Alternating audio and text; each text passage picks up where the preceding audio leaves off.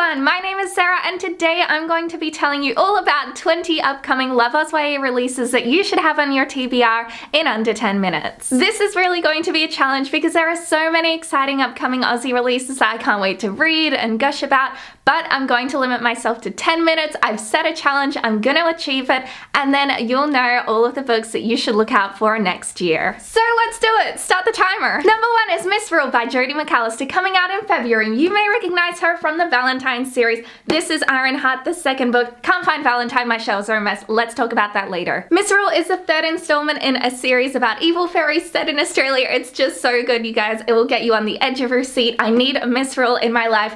Cannot wait. Number 2 is Highway Buddies by Alison Evans. I have an arc of this one. I've already read it. It's incredible. It's about queer zombies.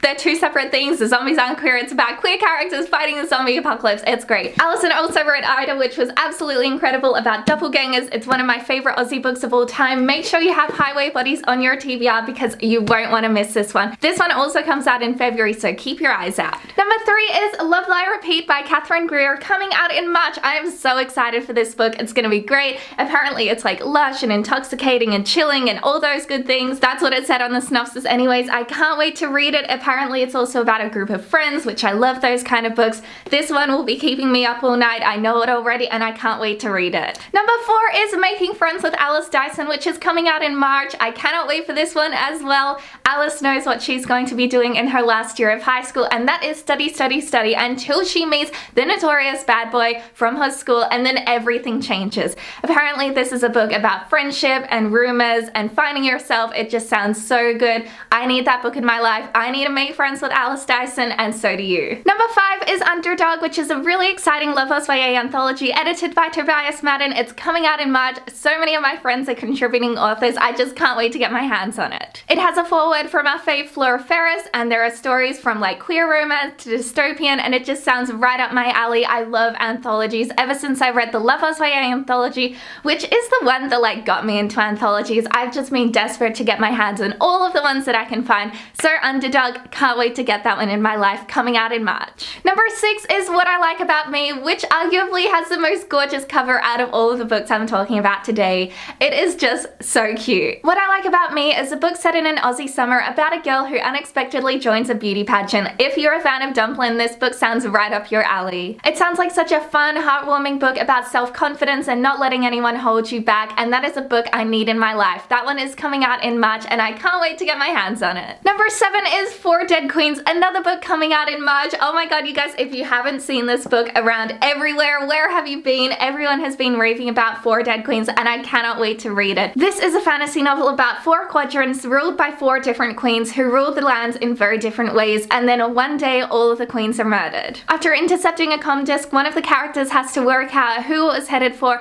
so they can find the culprit. It sounds like such a thrilling murder mystery book. I love those types of novels, and Four Dead Queens will hopefully be one of my favorite reads of 2019. Number 8 is The Boy Who Steals Houses, which you may recognize because the author is C.G. Drewes, who also wrote 1,000 Perfect Notes, which was one of my favorite books of 2018. I just loved it so much. Her second novel promises chaotic families and autism representation and soft boys, and seriously, I am so here for all of that. And apparently like half of the scenes take place in a kitchen, and y'all know I love my food, so I can't wait for that. The Boy Who Steals Houses are about 2 brothers who break into houses when the owners are away, but then one day the owners come back and then these people take the brothers under their wing. It just sounds like such a poignant, heart-stopping book, and I can't wait to read it. Honestly, hurry up, where is my copy? Number 9 is Going Off Script by Jen Wilde, who you may recognize from The Bridesheaders or Queens of Geek, 2 of which I have loved. Oh my god, these books are my life. I cannot wait to get my hands on her 3rd novel. Going Off Script is about a girl who gets an internship for one of her favorite TV shows and expects it will be great, but instead she is stuck doing coffee runs, which sounds like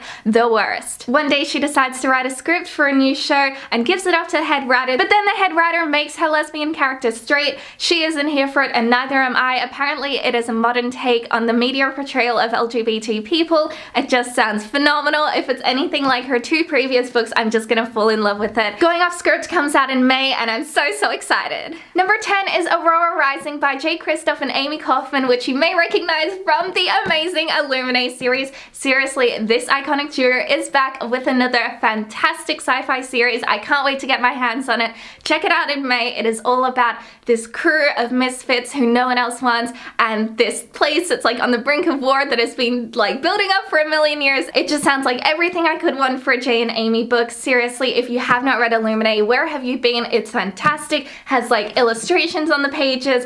It is fantastic on audio. Seriously, just get your hands on it. You won't regret it. Number 11 is Kindred 12 Queer LoveOzYA stories, edited by Michael Earp. It's coming out in June, just in time for Pride Month, and I could not be more excited. Kindred has short stories from some of Australia's most beloved authors like Erin Goff and Jen Wilde and Alison Evans, and I'm just so excited. It's about family and friendship and love and about the connections that bind all of us, and it just sounds like such a touching novel. I cannot wait to read it. I always need more queer content in my life, and Kindred is gonna do it for me. Number 12 is Mind Cull, which I seriously know nothing about except for the fact that it's futuristic and a thriller, two of the things that I love most in this world. So I'm really excited to read it. I just don't know what to expect. I'm gonna dive in not knowing anything, and I just can't wait to read it and share my thoughts with you. It's coming out in June. Make sure you check it out. Number 13 is Sick Bay by Nova Wheatman, also coming out in June. It's a younger YA novel about two people who meet in a school sick bay and unexpectedly become friends. I am so excited. I'm so here for it. It's such like an Australian thing to have a sick bay, and I just can't wait to read about two people that kind of bond over it, but they have secrets, and it just sounds right up my alley. Number 14 is Graveyard Shift in Ghost Town by Michael Pryor. His first book, Gap Year in Ghost Town, was one of my favorite reads. It's about ghosts set in Melbourne, and it's funny, and it has coffee references. I don't know too much about his second book, but if it's anything like the first, it'll just be incredible. We're promised more spooky fun adventures with Anton and Rainey, and it's set in Melbourne about this like ghost plague that descends on the city, and it's just everything I could ever want in my entire life. I love paranormal novels. If you haven't picked this one up yet, please do. It's hilarious. Michael is amazing,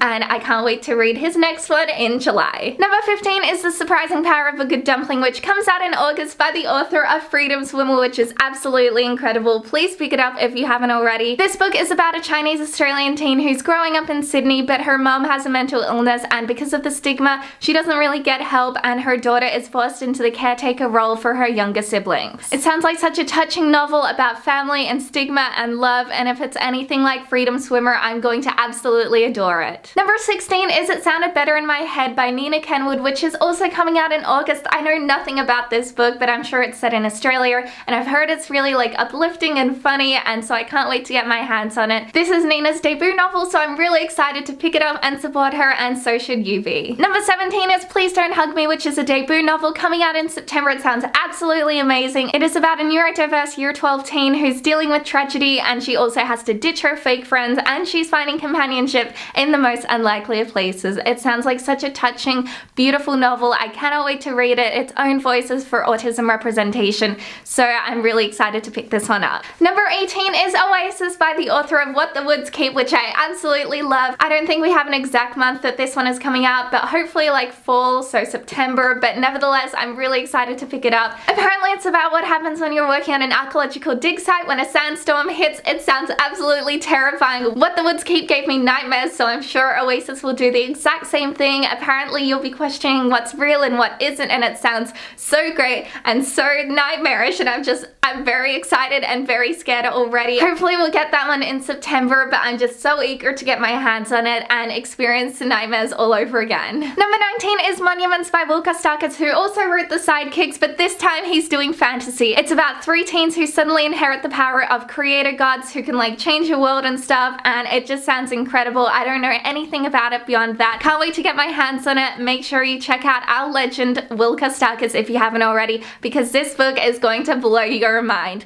Keep an eye out for it in September. And number 20 finally is Invisible Boys, which is an October release set in rural Western Australia. It is about three boys coming to terms with their homosexuality. It is about anger and masculinity and suicide, and it just sounds like such a raw novel. I'm really excited to read it. I know that it will rip my heart to shreds, but I can't wait all the same. I'm always here for that LGBT rep in Australian lit, so of course Invisible Boys is one that's on my TBR. I did it! So yes, those are the upcoming 2019 LoveOzYA releases that I'm excited to get my hands on. I hope you're excited too. I'll leave links to all those Goodreads pages down below so you can check them out and add them to your TBR. But I would love to hear which books you're most excited to read next year. Is there any that I mentioned that you also have on your TBR, or any others that I should get my hands on? I would love to hear your thoughts. See you next time. Bye everyone!